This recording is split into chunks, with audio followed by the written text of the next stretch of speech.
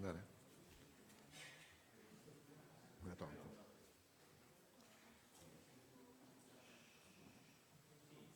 Io. Buongiorno.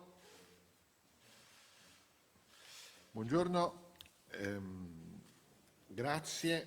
Noi stiamo entrando in una fase diversa della lotta contro il coronavirus che si incrocia con l'inizio e lo sviluppo di attività economiche e commerciali che, come sapete, a seguito del DPCM del governo, da lunedì entrano in una fase nuova. Per questo motivo abbiamo creduto utile e opportuno cominciare a lavorare su un vademecum di comportamenti che nei prossimi giorni, nella prossima settimana, saranno la base del confronto con tutti gli attori sociali, produttivi, dell'associazionismo, per arrivare entro la prossima settimana a delle regole condivise in modo che le attività commerciali, produttive e sociali del nostro territorio si possano svolgere con dei principi chiari: cautela, sicurezza, responsabilità individuale.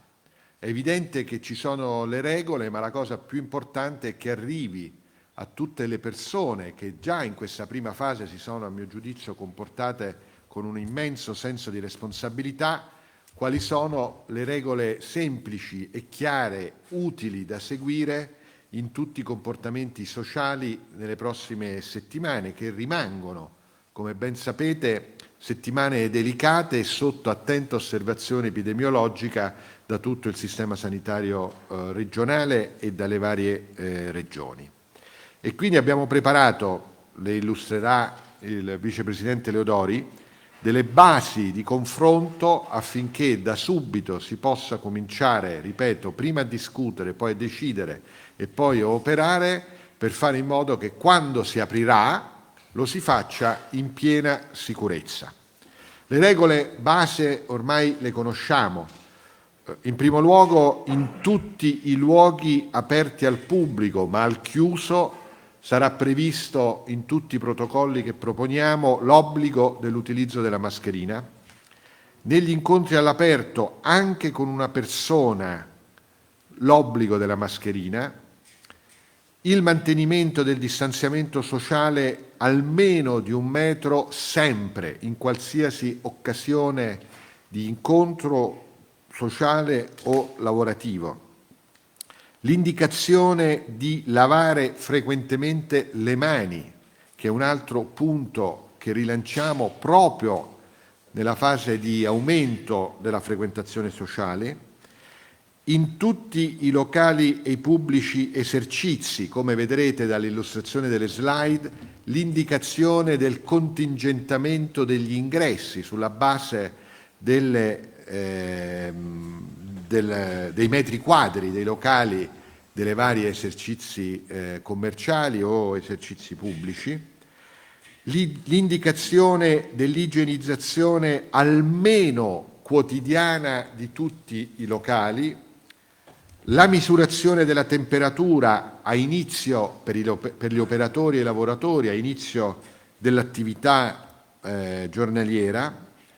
Diamo soprattutto a Roma e nel Lazio un'indicazione per tenere altissimo lo smart working per il mese di maggio come metodologia dell'organizzazione del lavoro e raccomandazione ai comuni per iniziare a pensare a forme di delibera sull'occupazione di suolo pubblico che diano il massimo della disponibilità affinché, quando riapriranno, gli esercizi commerciali di consumo possano farlo in maniera semplice e ovviamente economicamente possibile all'aperto, come diciamo indicazione di una competenza che riguarda i comuni.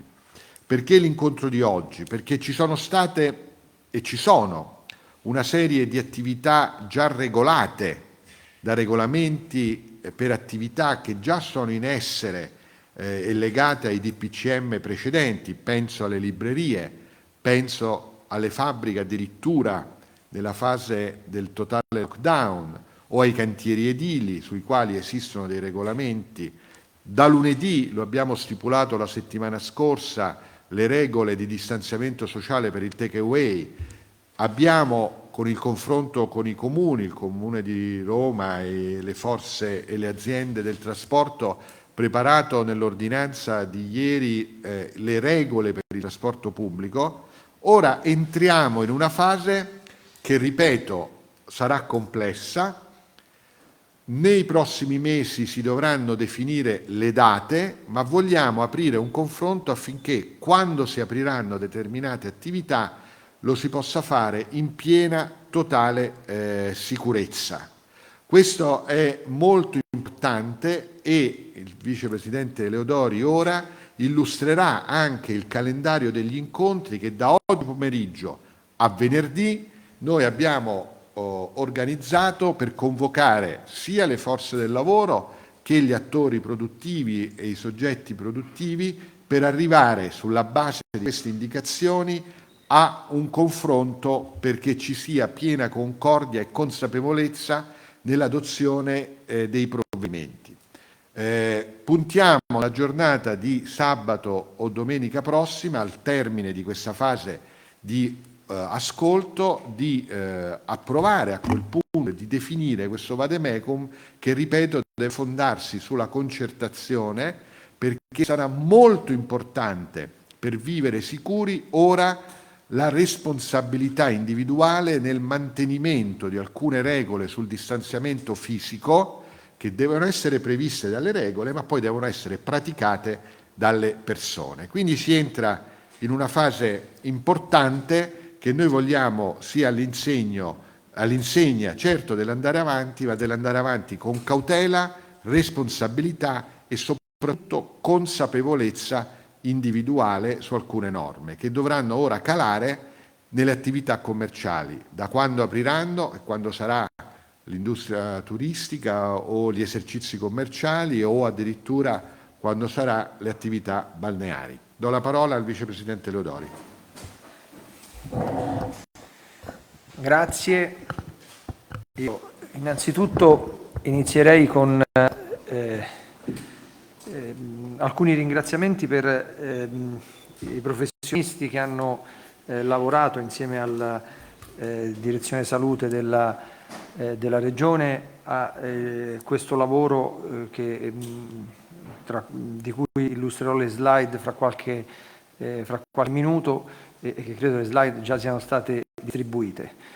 Quindi partendo dal professor Amedeo Cicchetti dell'Università Cattolica Agostino Gemelli, dottor Papaleo dell'INAIL, il dottor Di Rosa della ASL Roma 1, il dottor Girardi Enrico dell'Istituto Spallanzani, ingegner Paolo Sormani del Policlinico Campus Biomedico e chi della struttura in particolare ci ha lavorato al nostro interno, sia per il Consiglio regionale il dottor Marco Vincenzi che il dottor Montagna, che appunto insieme hanno elaborato una serie di linee guida sia per quelle attività già pronte alla ripartenza che partiranno quindi e che riavvieranno l'attività il 4 maggio e hanno già predisposto delle bozze di lavoro che sottoporremo al confronto con le parti interessate da lunedì in poi e esporrò il calendario tra poco. L'ho detto, io cercherò di essere abbastanza rapido. Noi abbiamo pensato che la fase della ripartenza si dovesse basare su cinque punti principali, che sono la prudenza, la protezione, prevenzione, piccoli passi e progettualità. In parte già il Presidente prima di me ha illustrato che cosa intendiamo con questi aspetti, però tutto gira intorno alla convinzione che probabilmente abbiamo superato la fase più difficile, ma non possiamo diciamo così, alleggerire i controlli e la tensione, perché possibili ricadute di ritorno alle situazioni precedenti possono essere dietro l'angolo se i comportamenti non saranno quelli corretti e improntati alla massima prudenza nelle relazioni interpersonali. Quindi l'aspetto protezione e prevenzione, in particolare li ha illustrati il Presidente, con utilizzo di mascherine in ambienti chiusi e nei luoghi accessibili al pubblico, uso gel disinfettante, igiene delle mani molto frequente, distanziamento fisico di almeno 1 metro, divieto di assembramenti, possibili barriere idonee nei luoghi di lavoro per delimitazione degli spazi e igiene e sanificazione dei locali, così come la prevenzione per quanto riguarda la rilevazione della temperatura e misurazione, saturazione ossigeno quando possibile e dove possibile. Piccoli passi, intendiamo un monitoraggio, un'attenta verifica degli effetti di ogni passo che facciamo, senza procedere al passo successivo se non avremmo prima valutato attentamente i risultati che abbiamo dalle aperture che ci accingiamo a fare. Indicazioni per i settori già attivi o che partiranno il 4 maggio e, come dicevo prima, prime indicazioni di massima per le attività al momento chiuse che saranno oggetto di concertazione durante la prossima settimana con le parti datoriali, sindacali e gli enti locali. Scusate, io nel frattempo avrei dovuto...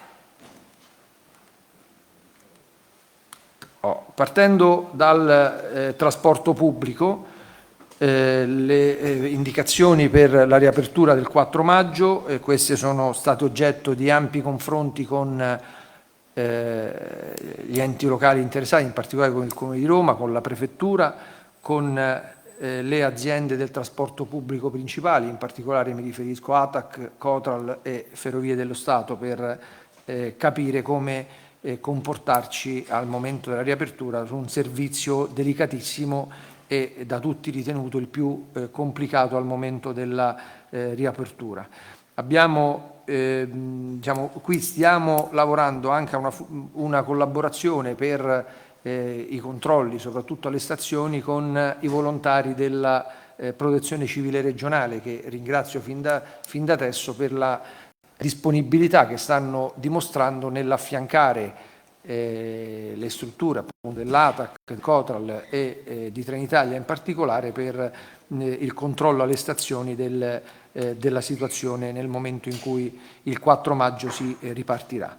Per ciò che riguarda il trasporto, noi abbiamo indicato ai comuni la necessità di adottare provvedimenti al fine di armonizzare i flussi di carico del trasporto, quindi la differenziazione degli orari, un carico massimo per gli autobus, i treni e i mezzi di trasporto non superiore al 50% della capacità di trasporto del mezzo, l'obbligo di mascherina a bordo, la dotazione di contapersone sui mezzi di trasporto, poi la segnaletica sui posti, il dispenser gel igienizzante presso le biglietterie e isolamento del conducente. Abbiamo regolato anche il trasporto privato, per la quale abbiamo garantito la modalità dei nuclei familiari, però le auto possono essere utilizzate da più passeggeri, sì, che non siano dello stesso nucleo familiare, solo se si rispetta la distanza minima di 1 metro all'interno del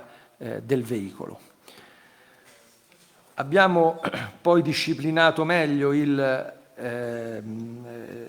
riapertura degli uffici pubblici, delle attività produttive e cantieri edili già attivi in questo momento, oppure che riapriranno il 4 maggio, e le disposizioni sono le stesse per tutti, con prevenzione, misurazione della temperatura, presenza di gel igienizzanti per gli uffici pubblici, incentivo allo smart working che in questi 2 mesi ha dato risultati importanti, un'azione del personale rispetto alla presenza dei dipendenti, e per i comuni la possibilità di articolare o rimodulare gli orari di apertura degli sportelli aperti al pubblico.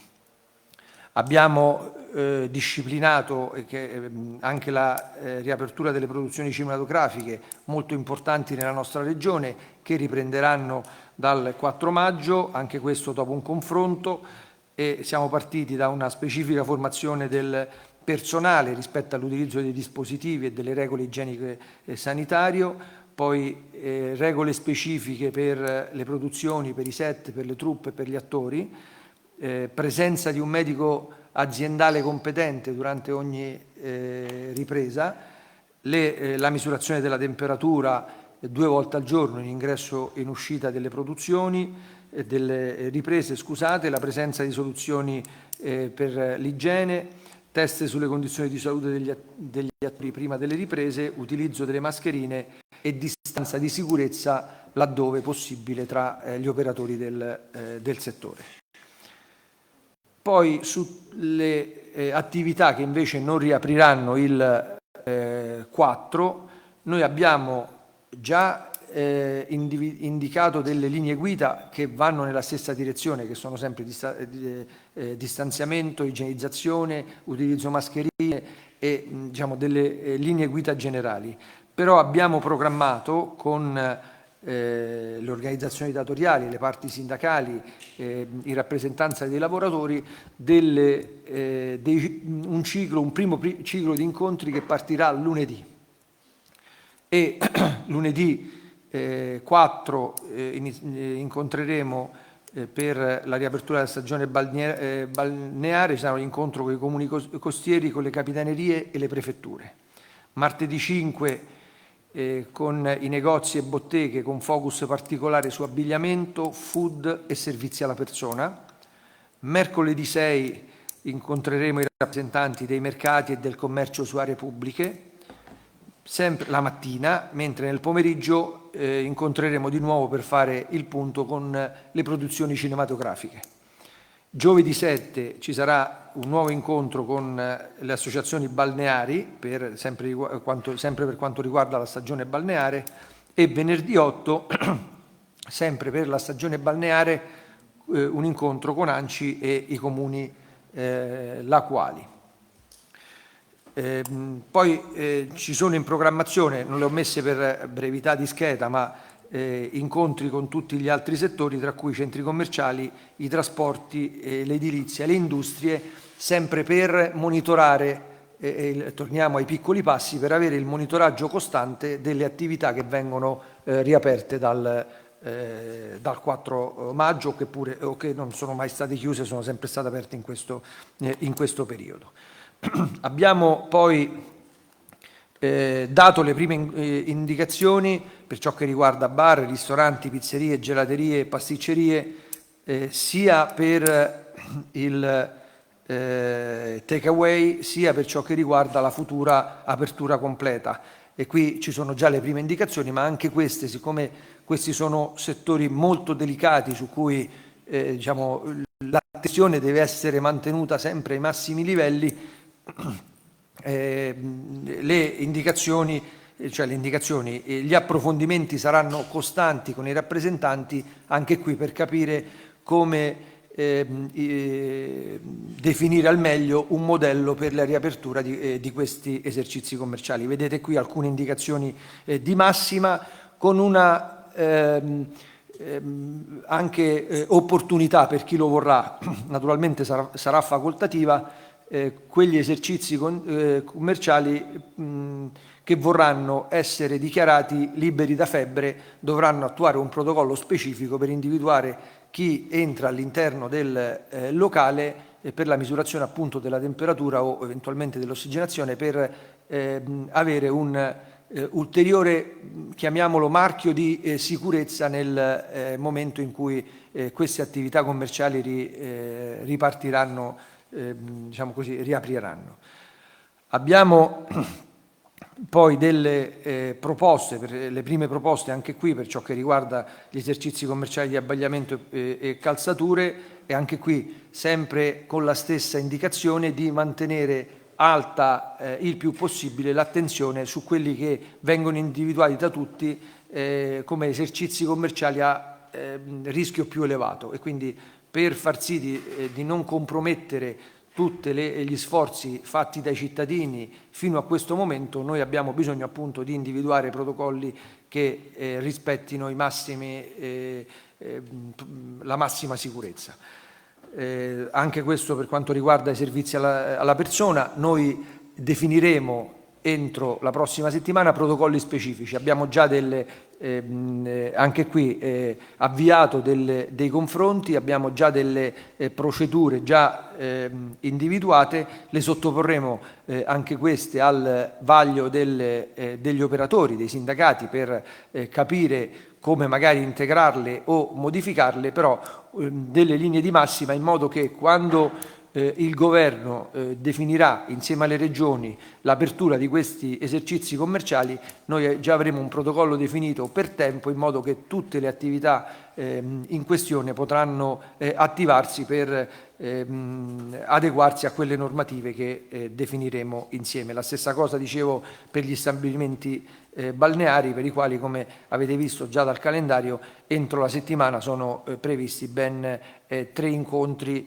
con tutti gli attori in campo. Questo nel tentativo, dicevo, di mettere in piedi un progetto che sia basato su un confronto continuo con il mondo produttivo, appunto per programmare insieme il ritorno all'attività. Un monitoraggio e la verifica dei risultati ottenuti una volta che avremo, man mano che riapriremo le attività in base alle indicazioni che arriveranno dal Governo nazionale d'intesa con le regioni.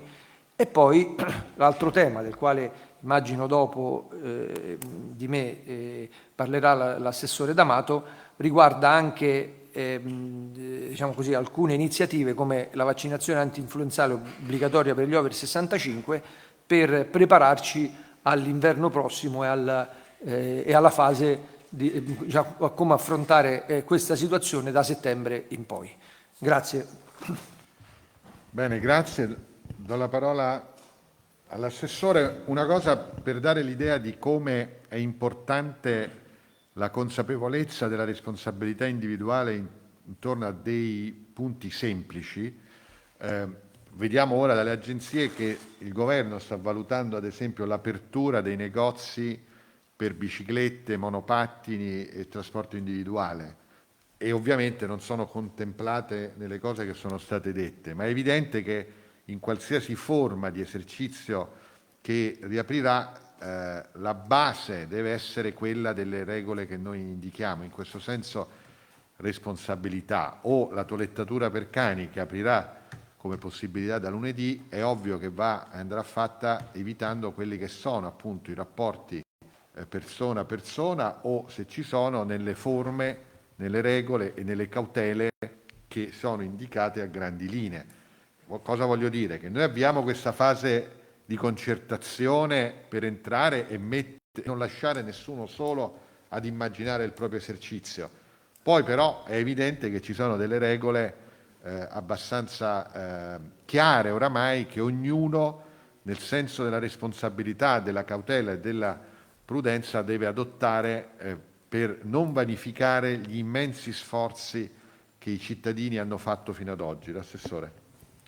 Sì, ma io poche cose, già è stato detto, la parola d'ordine è cautela e responsabilità. La progressiva riapertura con questa attività, con questi vademecum, non significa che il virus è stato sconfitto. Il virus verrà sconfitto quando ci sarà il vaccino, e Lazio su questo è impegnato. A giugno vi saranno i primi reclutamenti all'Istituto Spallanzani proprio di volontari per testarlo sull'uomo. Il Lazio è l'unica regione che ha messo dei fondi importanti per la lotta al virus attraverso il vaccino, e questo è un elemento assolutamente fondamentale.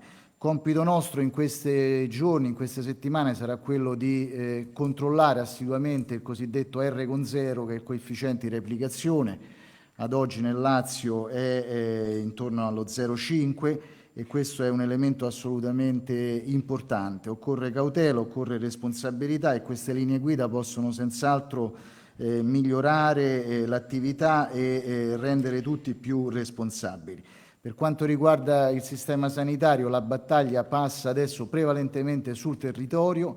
attraverso le unità mobili, le USCAR, che già sono attive, saranno 40, composte da medici e infermieri, che devono intervenire immediatamente ed isolare i vari focolai assieme ai nostri servizi di igiene e prevenzione. È stato rafforzato l'attività dei nostri distretti territoriali. La prossima settimana entreranno in servizio 580 infermieri che serviranno proprio da trade union con i medici di medicina generale, con cui c'è un grande lavoro in questi giorni, e anche tutte le attività dei nostri distretti. Per cui il sistema è molto allertato, anzi io colgo l'occasione per ringraziare tutti i nostri operatori per lo sforzo che stanno facendo e che hanno fatto, uno sforzo che ha portato sicuramente dei risultati importanti che adesso verranno consolidati. Se il Lazio assieme al Veneto sono le regioni che hanno il più basso tasso di letalità, ovvero il rapporto tra decessi e numero di positivi, evidentemente perché c'è stato un lavoro, ed è un lavoro molto forte per quanto ci riguarda, un lavoro che è partito sin dal gennaio scorso, come amiamo sempre ricordare, quando abbiamo intercettato a Roma la coppia di coniugi di Wuhan, che adesso sta bene, è ripartita come sapete, e questo ha consentito di allertare il sistema. Per cui le prossime settimane saranno settimane di lavoro intenso e noi dovremmo intervenire puntualmente. Ripeto, il virus non è stato sconfitto, sarebbe un errore pensare che la riapertura possa significare una sconfitta del virus, anzi, lì dove il tasso di replicazione è basso e lì dove la diffusione è stata una diffusione limitata, ecco, questo significa che c'è ancora un terreno vergine, un terreno fertile per il virus, e noi dobbiamo, attraverso queste disposizioni, e ringrazio anche coloro che hanno il vicepresidente, lo staff che ha aiutato a queste linee guida, ecco, noi adesso dobbiamo assolutamente chiedere responsabilità, perché è un momento particolarmente importante, anche se volete innovativo e originale, perché non ci siamo mai trovati di fronte a una situazione del genere, per cui noi ce la metteremo tutta, ma occorre un grande senso di responsabilità. Bene, grazie. Se ci sono domande, ovviamente siamo qui. Sì, la prima domanda, Francesca Belotti, Climbing Sport, ti apro il microfono.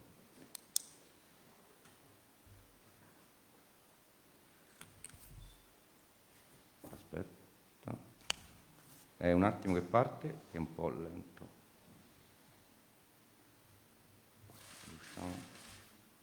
Okay. Vai pure.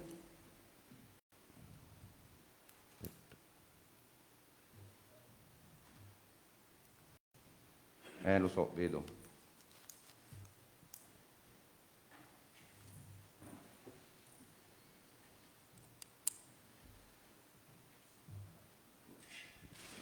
Un attimo, chiedo.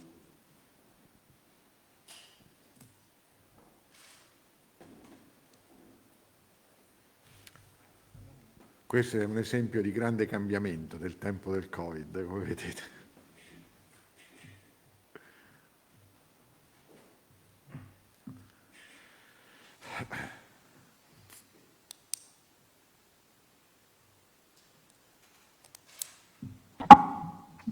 Prova.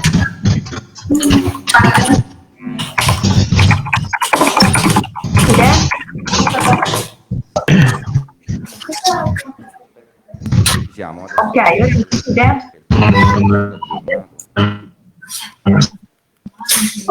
Sentite bene?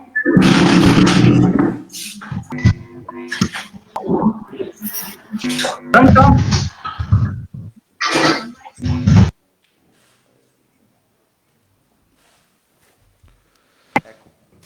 Vai pure, vai. Eccoci. Buongiorno, mi sentite? Sì, sì.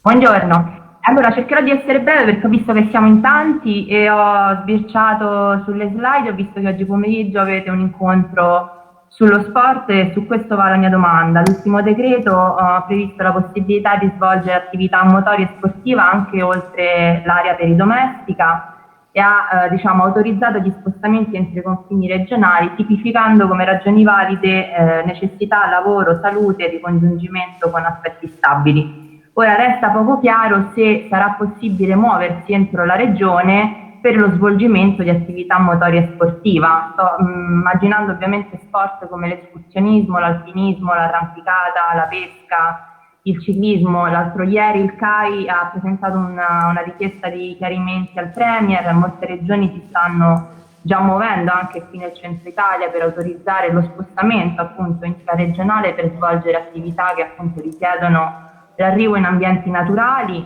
e sono state lanciate anche diverse petizioni proprio perché si tratta di attività sportive che quasi di per sé assicurano un distanziamento fisico e peraltro riducono l'affluenza nei parchi urbani, favorendo anche un rilancio delle economie locali. Stando alle FAQ del governo, finora queste attività potevano svolgerle solo persone che già vivono in ambienti montani, lacunari e collinari. La domanda è: adesso il perimetro legale per questi spostamenti a partire da lunedì è la regione? Cioè la domanda è anche in considerazione della varietà e della ricchezza naturalistica della regione Lazio tra laghi e riserve naturali, falesie. Sarà consentito spostarsi dentro i confini regionali per lo svolgimento di attività sportiva e motoria, ovviamente nel rispetto di tutte le misure che avete menzionato, e se sì, come si potrà menzionare questa giustificazione all'interno dell'autocertificazione? Grazie.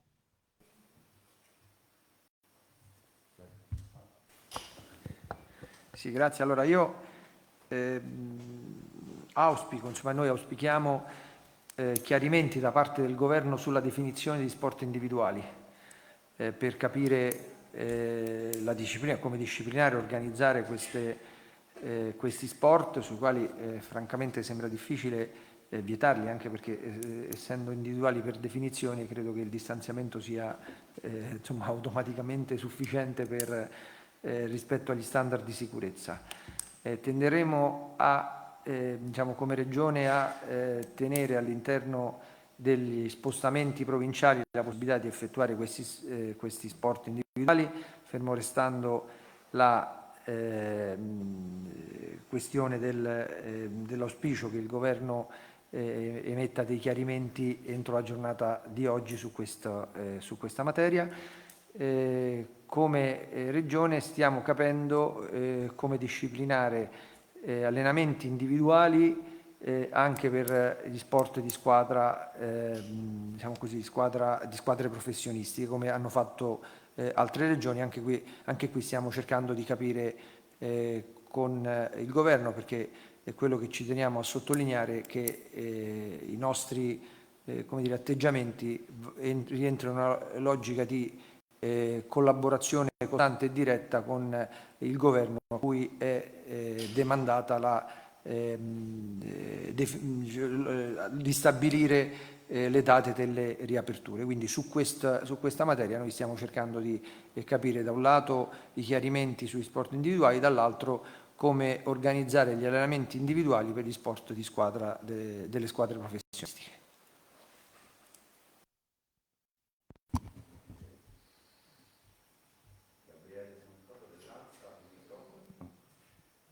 Gabriele Santoro dell'Ansa, per il microfono puoi parlare. Buongiorno a tutti. Allora, io avrei voluto chiedere anch'io sugli sport professionistici di squadra. Mi pare che il vicepresidente Lori abbia già risposto a questa domanda. Allora volevo chiedere al presidente Zingaretti una domanda più politica. Cioè, in queste ore c'è un gran dibattere sul fatto se queste misure di distanziamento sociale, ma in generale tutte le misure della fase 2, possano o meno essere costituzionali. Cioè ci si sta chiedendo se forse queste misure in qualche modo non vadano contro ai principi fondamentali di questo Paese, fermo restando l'emergenza che nessuno nega. Volevo capire qual era la posizione del presidente Zingaretti anche come segretario di un partito di grande rilevanza all'interno di questo governo. Grazie. Sì, guarda, io credo che il rischio per la democrazia è nel rischio dell'aumento delle disuguaglianze sociali, la crescita cioè possibile dell'esclusione, e nel rischio che milioni di persone, innanzitutto le donne, si sentano sole e abbandonate nella propria vita. E credo che per questo motivo dobbiamo fare di tutto per sconfiggere il virus e in fretta ricostruire una prospettiva di sviluppo e di rinascita italiana ed europea, altrimenti milioni di persone si sentiranno abbandonate, tradite e sole. Ora, come realizzare questa rinascita è l'unico dibattito che mi interessa e che io credo ha una sua dignità.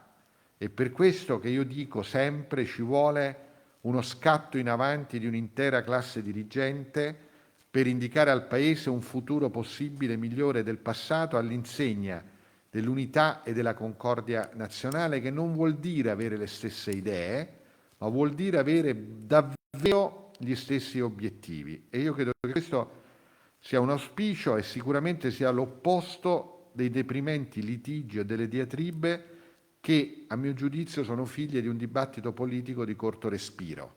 Come avete visto anche qui c'è un dibattito molto concreto su come uscire di casa, ma la sostanza è fare in modo che con una ripresa in piena sicurezza delle attività economiche noi riusciamo a combattere il rischio presentissimo della solitudine e dell'angoscia per il futuro per milioni di italiane e di italiani e di europei. E invece noi dobbiamo rimetterci in piena sicurezza in moto per dare delle risposte a quelle persone che oggi hanno paura che, finita la vicenda sanitaria, inizi una vicenda sociale legata al lavoro, alle prospettive di vita ancora più drammatica. Questa è una discussione e questo potrebbe essere un processo che mette in discussione appunto i rischi per la nostra democrazia, e per questo combatteremo. La priorità è riaccendere i motori e per farlo occorre che questa riaccensione e rinascita sia fatta in piena sicurezza. Grazie. Maria Egizia Fiaschetti, Corsera, puoi parlare.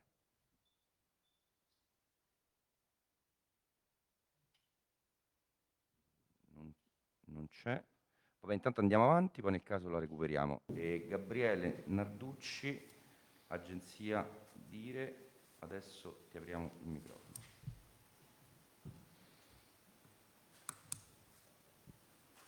Devi sbloccare il tuo però, Gabriele. Sì, Mirko Gabriele Narducci, Sì.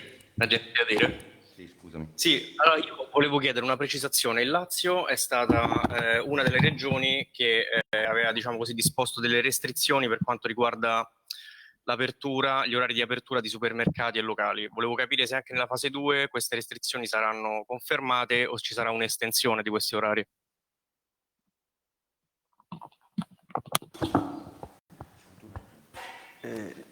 No, noi da lunedì i supermercati alimentari potranno effettuare l'orario di apertura fino alle 21:30, di fatto tornando all'orario precedente tranne per gli H24. Sul resto le riaperture potranno essere fatte dalle 8 di mattina alle 21:30 di sera. Prossima domanda, Francesco Pacifico del Messaggero, apri il tuo microfono, grazie.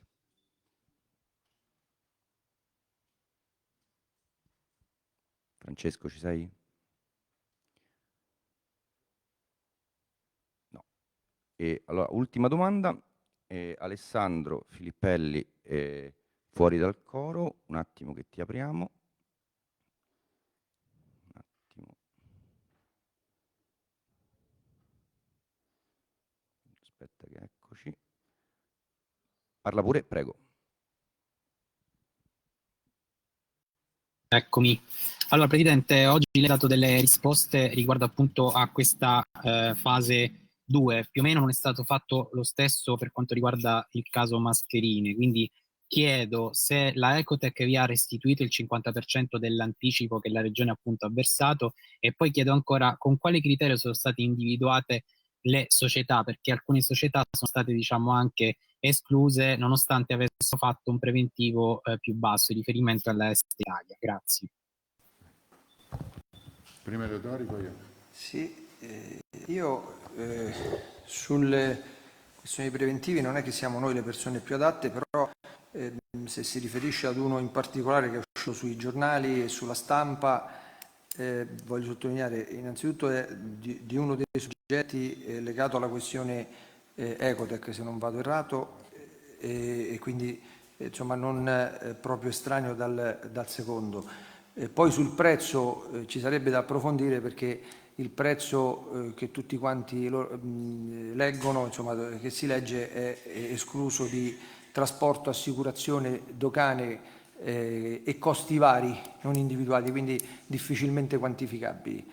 Questa è la prima cosa. Per il resto possiamo dire che la Protezione Civile regionale ha provveduto nei giorni scorsi a presentare un esposto in procura e ha predisposto tutti gli atti per il recupero delle somme e l'escussione della polizza presentata dalla società Ecotec. Quindi questi sono i comportamenti per i quali io, i comportamenti e gli atti della Protezione Civile, per i quali io però sommessamente direi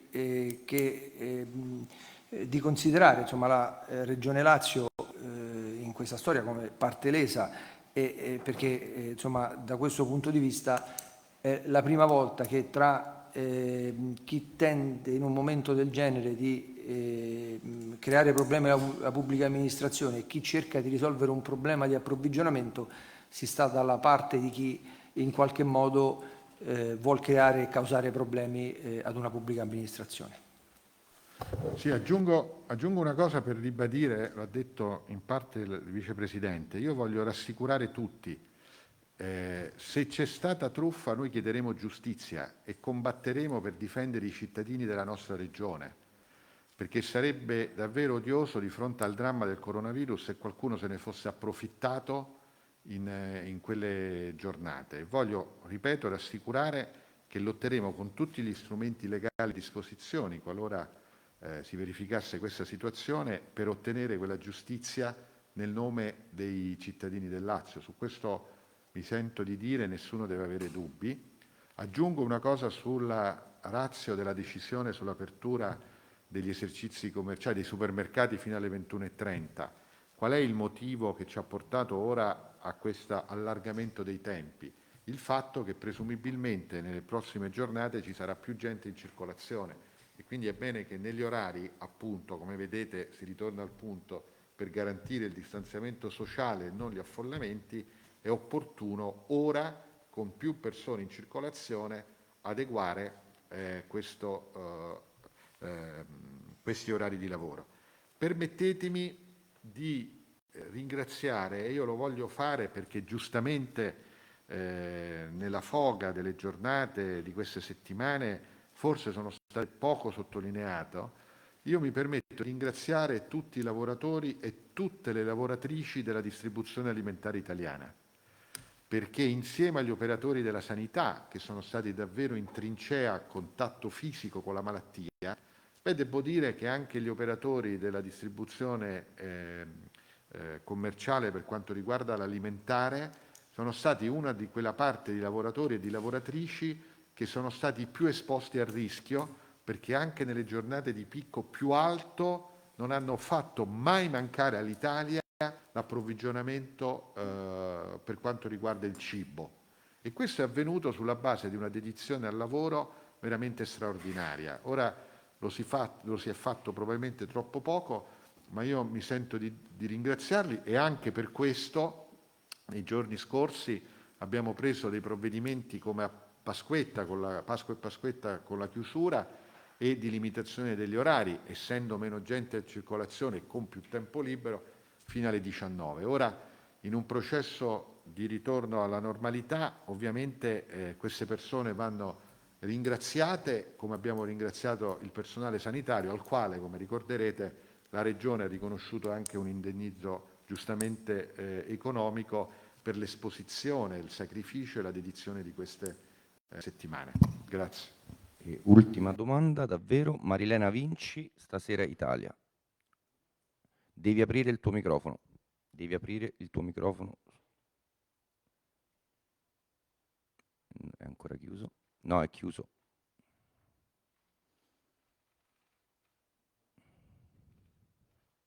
Devi aprire il tuo microfono.